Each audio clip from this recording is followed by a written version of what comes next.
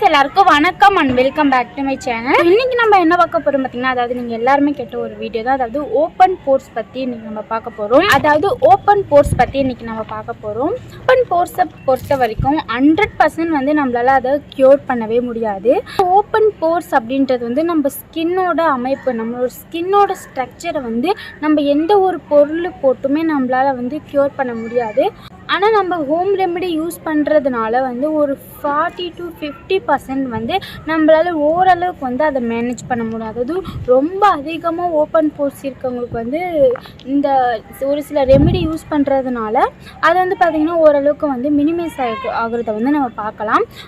ஆனால் 100% வந்து பார்த்திங்கன்னா நம்மளால் அதை க்யூர் பண்ண முடியாது. நம்மளால் ஸ்கின் ஸ்ட்ரக்சரை வந்து ஃபஸ்ட்டு மாற்ற முடியாது. இந்த ஓப்பன் போர்ஸை ரெடியூஸ் பண்ணுறதுக்குன்னு சொல்லிட்டு நிறைய ட்ரீட்மெண்ட் எல்லாமே இருக்குது.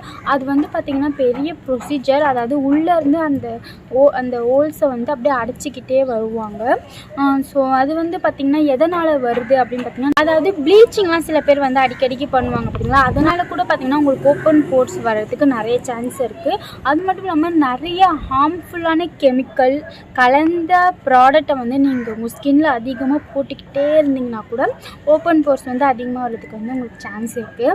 இந்த வீடியோவில் வந்து நான் என்னென்ன கவர் பண்ண போகிறேன்னு பார்த்தீங்கன்னா, ஓப்பன் போர்ஸ் வந்தால் நம்ம என்னென்னலாம் பண்ணணும், என்னென்னலாம் பண்ணக்கூடாது, எந்த மாதிரியான ப்ராடக்ட் வந்து அதுக்கு நம்ம சூஸ் பண்ணணும், நெக்ஸ்ட் வந்து பார்த்திங்கன்னா எந்த மாதிரியான ஹோம் ரெமடிஸ் வந்து யூஸ் பண்ணலாம் அப்படின்னு தான் சொல்ல போகிறேன்.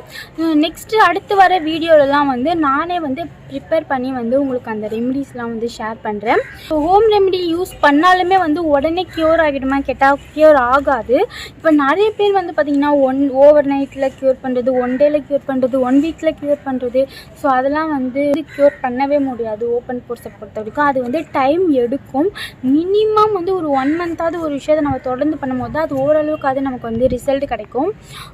ஸோ ஓகே, இப்போ நம்ம என்னென்னலாம் பண்ணக்கூடாது, அதாவது ஓப்பன் போர்ஸ் இருந்தால் அப்படின்னு பார்த்தீங்கன்னா, அதாவது ஆயில் மசாஜ், ஆயில் வந்து அதிகமாக ஸ்கின்க்கு வந்து யூஸ் பண்ணக்கூடாது. சில பேர் வந்து பார்த்திங்கன்னா coconut oil, almond oil, olive ஆயில்னு சொல்லிட்டு தொடர்ந்து அவங்க ஸ்கின் வந்து யூஸ் பண்ணிட்டே இருப்பாங்க.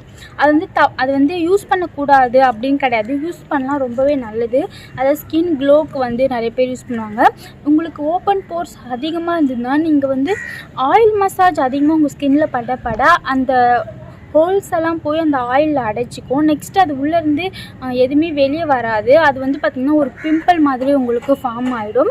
ஸோ உங்களுக்கு வந்து ஆயில் நீங்கள் போட்டு பழகிட்டீங்க, இல்லை நீங்கள் உங்களுக்கு வந்து ஃபேஸில் போடணும் அப்படின்னு நினச்சிங்கன்னா நீங்கள் வாரத்தில் ஒரு நாள் அந்த மாதிரி நீங்கள் வந்து உங்கள் ஃபேஸ் ஃபுல்லாக ஆயில் மசாஜ் பண்ணி நீங்கள் வந்து குளிக்கலாம். நெக்ஸ்ட்டு வந்து இம்பார்ட்டண்ட்டான ஒன்று என்னென்னு பார்த்திங்கன்னா ஸ்டீம் பண்ணுறது. அதாவது ஃபேஷியல் பண்ணும்போது அதில் ஒரு ஸ்டெப்பாக வந்து பார்த்திங்கன்னா ஸ்டீம் பண்ணுறது இருக்கும். அதாவது ஆவி பிடிக்கிறது.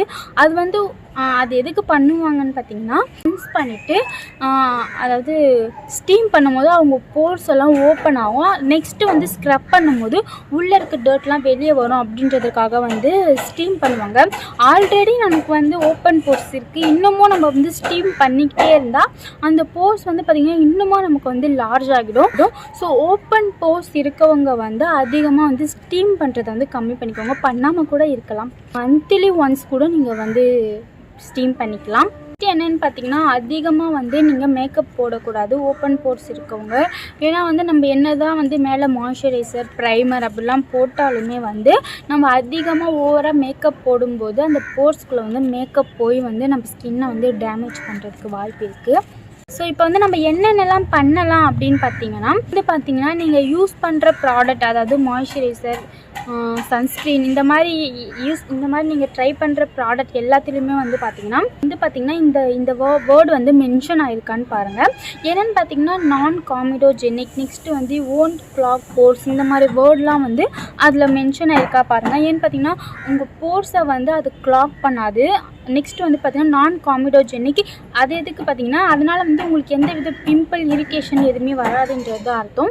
ஸோ உங்களுக்கு அதிகமாக ஓப்பன் போர்ஸ் இருந்தால் இந்த மாதிரி மென்ஷன் ஆகிருக்க ப்ராடக்டாக வந்து வாங்கி நீங்கள் வந்து யூஸ் பண்ணுங்கள். முக்கியமாக வந்து பார்த்திங்கன்னா இந்த ஓப்பன் போர்ஸ் யாருக்கெலாம் இருக்குன்னு பார்த்திங்கன்னா ஆயிலி ஸ்கின் இருக்கவங்களுக்கு தான் இருக்கும். ஏன்னா அந்த ஓப்பன் போர்ஸ் அதிகமாக இருக்கிறதுனால தான் பார்த்திங்கன்னா அவங்களுக்கு ஆயில் வந்து அதிகமாக செக்ரேட் ஆகி அவங்களுக்கு வந்து பார்த்திங்கன்னா பிம்பிள்ஸ்லாம் வரும். ஸோ அந்த ஆயிலை கண்ட்ரோல் பண்ணுற மாதிரியான சீரம், அதுக்கப்புறம் வந்து பார்த்தா மாய்ஸ்சரைசர் இந்த மாதிரிலாம் இருக்குது. இந்த மாதிரிலாம் நீங்கள் வாங்கி ட்ரை பண்ணலாம். நீங்கள் வந்து பார்த்திங்கன்னா ஆயிலி ஸ்கின், ஆக்னி போர் ஸ்கின், ஓப்பன் போர் ஸ்கின் இந்த மாதிரிலாம் இருந்தீங்கன்னா நியாசினமைட் சீரம் வந்து ரொம்ப ரொம்ப பெஸ்ட்டான ஒரு சீரம். நீங்கள் அதை வாங்கி வந்து ட்ரை பண்ணிங்கன்னா உங்கள் போர்ஸை வந்து ஓரளவுக்கு அதை மினிமைஸ் பண்ணுறதுக்கு வந்து ஹெல்ப் பண்ணும். வந்து ஓப்பன் போர்ஸ் இருக்கவங்க வந்து பார்த்திங்கன்னா இந்த மாதிரி ஜெல் பேஸ்டு மாய்ஸ்சரைசர், சன்ஸ்க்ரீன் இந்த மாதிரிலாம் வாங்கி நீங்கள் வந்து ட்ரை பண்ணலாம். நெக்ஸ்ட்டு வந்து பார்த்திங்கன்னா ஹோம் ரெமடியில் எந்த மாதிரி யூஸ் பண்ணலான்னு பார்த்தீங்கன்னா ஃபஸ்ட்டு வந்து பார்த்திங்கன்னா ஐஸ் க்யூப் வந்து நீங்கள் வெறும் வாட்ரு மட்டுமே வந்து உங்கள் ட்ரேயில் ஊற்றி வச்சு நீங்கள் வந்து மசாஜ் பண்ணலாம். இன்னும் அப்படின்னு உங்களுக்கு இன்னும் எஃபெக்டிவாக வேணும் அப்படின்னு நினச்சிங்கன்னா பார்த்திங்கன்னா குக்கும்பர் இருக்கும் பார்த்திங்களா, அதை நல்லா மிக்சியில் அரைச்சி அதை ஃபில்டர் பண்ணி அதை வந்து ஐஸ் க்யூப் ட்ரேயில் ஊற்றி நீங்கள் வந்து ஃபேஸில் மசாஜ் பண்ணிங்கன்னா உங்கள் போர்ஸ் வந்து ஓரளவுக்கு வந்து மினிமைஸ் ஆகும்.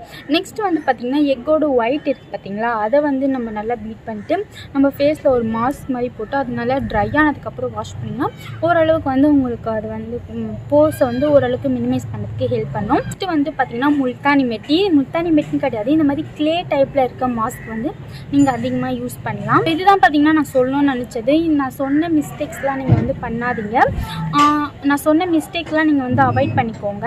ஓகே ஃப்ரெண்ட்ஸ், தேங்க்ஸ் ஃபார் வாட்சிங். இந்த வீடியோ உங்களுக்கு பிடிச்சிருக்குன்னு நினைக்கிறேன். பிடிச்சிருந்தா நம்ம சேனல் மறக்காமல் சப்ஸ்கிரைப் பண்ணிக்கோங்க. அதுவும் நம்ம பக்கத்தில் இருக்க பெல் பட்டனை கிளிக் பண்ணிக்கோங்க. தேங்க்யூ.